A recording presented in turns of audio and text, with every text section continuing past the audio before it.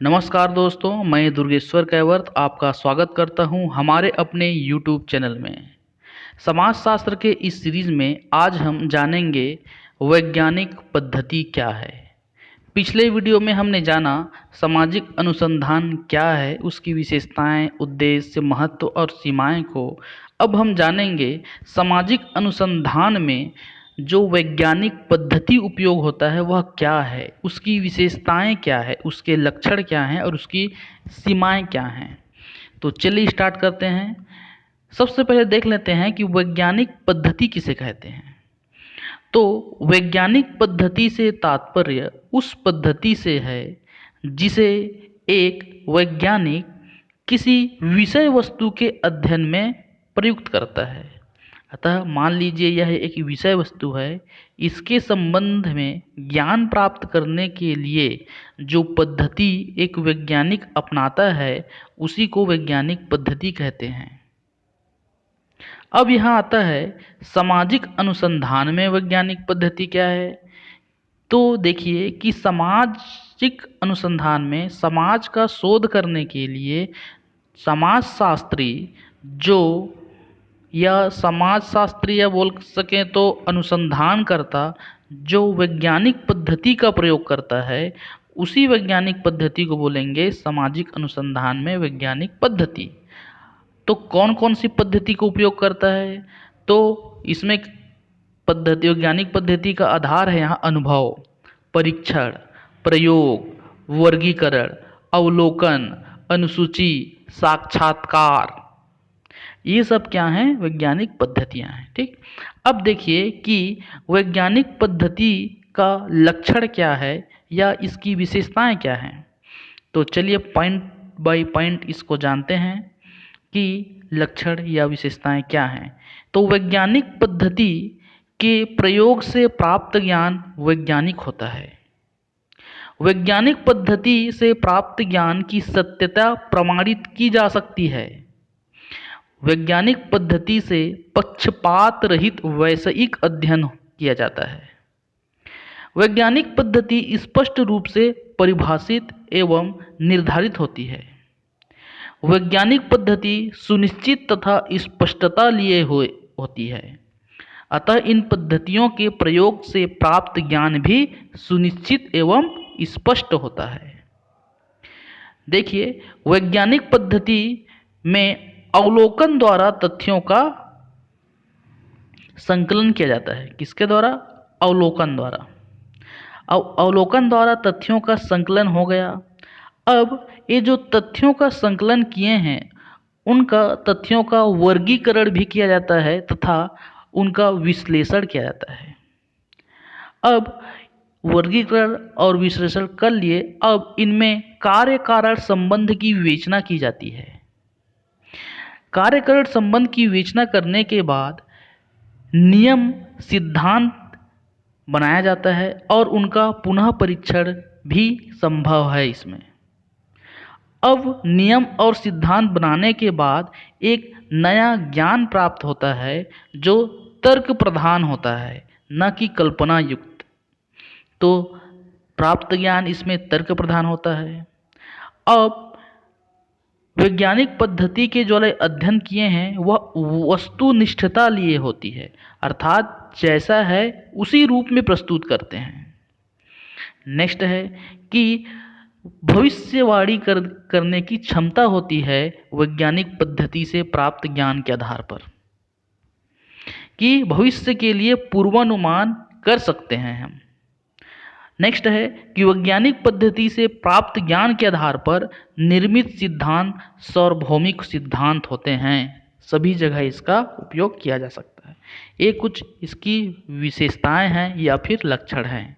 अब चलिए जानेंगे कि समस्या क्या है, वैज्ञानिक पद्धति की सीमाएं क्या हैं या समस्या क्या है, या इसी को बोलते हैं वस्तुनिष्ठता की समस्या। सिलेबस में है। अब देखिए कि वस्तुनिष्ठता क्या है। तो वस्तुनिष्ठता को यदि डिफाइन करना चाहें तो इस प्रकार कर सकते हैं कि वास्तव में जैसा है उसी रूप में घटना विशेष का अध्ययन करना ही वस्तुनिष्ठ अध्ययन कहलाता है। यानी जो घटना जैसा है उसी रूप में अध्ययन करो, तोड़ मरोड़ कर अध्ययन ना किया जाए या पक्षपात रहित अध्ययन नहीं होना चाहिए, जैसा है उसी रूप में अध्ययन किया जाए। तो वस्तुनिष्ठता प्रमाण का निष्पक्षता से निरीक्षण करने की इच्छा एवं योग्यता है।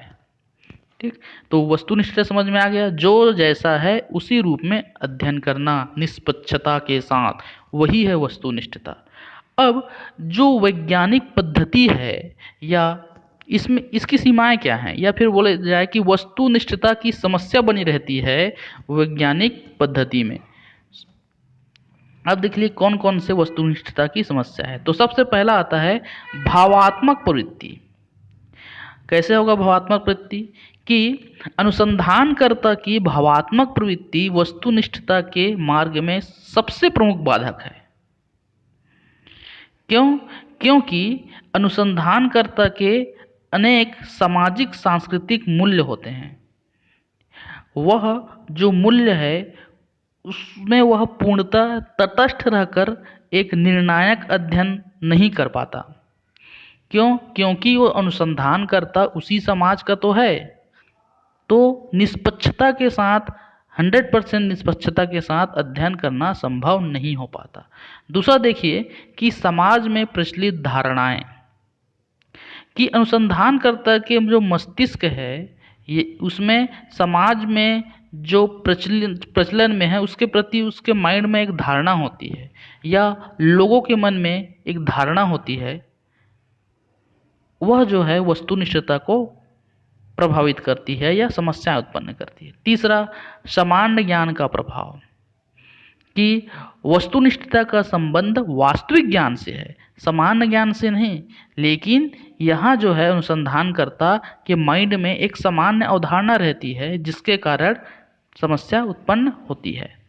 नेक्स्ट है विशिष्टता की भ्रांति, कि अनुसंधानकर्ता किसी एक विशेष पक्ष को ही ध्यान में रखकर अध्ययन कर बैठता है, जबकि उसके बहुत सारे पक्ष जो है छूट जाते हैं, जिससे जो है वस्तुनिष्ठता की समस्या बनती है।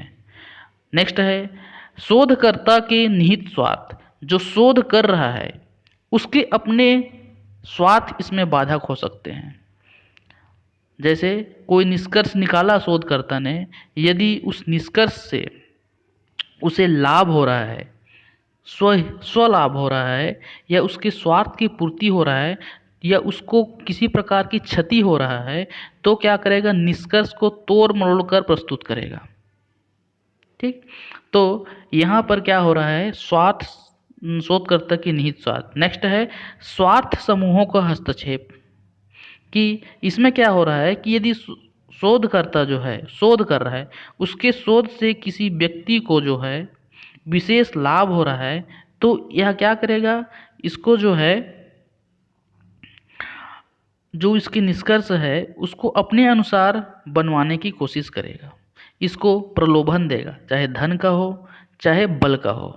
ठीक है, चाहे या तो उसको दबाव डालेगा शक्ति के द्वारा या धन के द्वारा उस शोध को प्रभावित करने की कोशिश करेगा।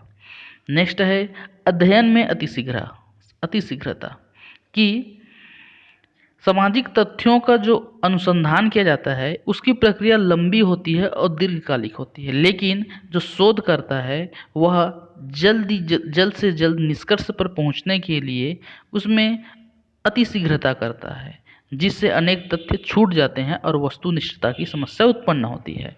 नेक्स्ट है समुचित प्रशिक्षण का अभाव, कि जो अनुसंधान करता है उसके लिए या तो धन की कमी की वजह से या समय की कमी की वजह से उसको प्रशिक्षण नहीं मिल पाता, और उसके अभाव में वह तथ्य को सही से अवलोकन नहीं कर पाता। नेक्स्ट है सजातीयवाद, अर्थात यदि अवलोकनकर्ता या शोधकर्ता उसी जाति का है, जिस जाति का उसे शोध करना है, जिस समुदाय के बारे में उसे शोध करना है, तो वह उस समुदाय के जो निगेटिव पॉइंट हैं उसको अच्छे से वह नहीं रख पाएगा। क्यों? क्योंकि वह उससे जो है उस समुदाय को कुछ हानि हो सकती है, ठीक है। तो सजातीयवाद जो है के द्वारा निष्पक्ष रूप से शोध नहीं हो पाएगा। तो यह इसकी समस्या है। नेक्स्ट है सामाजिक घटनाओं की जटिलता, कि समाज में जो है मूर्त के साथ साथ अमूर्त घटनाएं भी पाई जाती हैं। ठीक है, जैसे संबंध हो गया, एक एक दूसरे के बीच अंतःक्रिया हो गया, रिलेशन हो गया। ये जो अमूर्त घटनाएं हैं, इनका निष्पक्षता के साथ अध्ययन नहीं किया जा सकता, क्योंकि ना हमारे पास उपकरण है, ना मापन प्रक्रिया है, ना प्रयोगशाला है। तो यह एक समस्या बनी रहती है, सामाजिक घटनाओं की जटिलता। नेक्स्ट है मिथ्या झुकाव या पूर्वाग्रह, कि सामाजिक अनुसंधान में मिथ्या झुकाव तथा पूर्वाग्रह वस्तुनिष्ठता प्राप्त करने से संबंधित सबसे महत्वपूर्ण कठिनाई में से एक है। ठीक, अब इतना सारा पॉइंट है, आप इन पॉइंट को एनालिसिस कर सकते हैं या फिर एक्सप्लेन कर सकते हैं। तो ये है सामाजिक अनुसंधान में वैज्ञानिक पद्धति, उनकी विशेषताएं और वस्तुनिष्ठता की समस्या। मैंने आपको क्वेश्चन बता ही दिया है कि 2014 250 शब्द में यह क्वेश्चन आया हुआ है, सामाजिक अनुसंधान में वैज्ञानिक पद्धति को समझाना था, और 2015 30 शब्द में आए हैं, वस्तुनिष्ठता की समस्या को समझाइए। ठीक, तो आई होप आपको समझ में आ गया होगा। हमारे फैमिली का यदि आप अभी तक सदस्य नहीं बने हैं तो प्लीज़ चैनल को सब्सक्राइब कर लीजिए। 50% लोगों ने हमारे चैनल को सब्सक्राइब नहीं किया है अभी तक। ठीक है, तो प्लीज़ सब्सक्राइब कर लीजिए। यदि आपके अध्ययन में मैं किसी भी प्रकार का सहयोग कर पा रहा हूं तो चैनल को सब्सक्राइब कर लीजिए, वीडियो को लाइक कीजिए। डाउट हो तो कमेंट सेक्शन में लिखिए। Thank you very much, thanks for listening, धन्यवाद।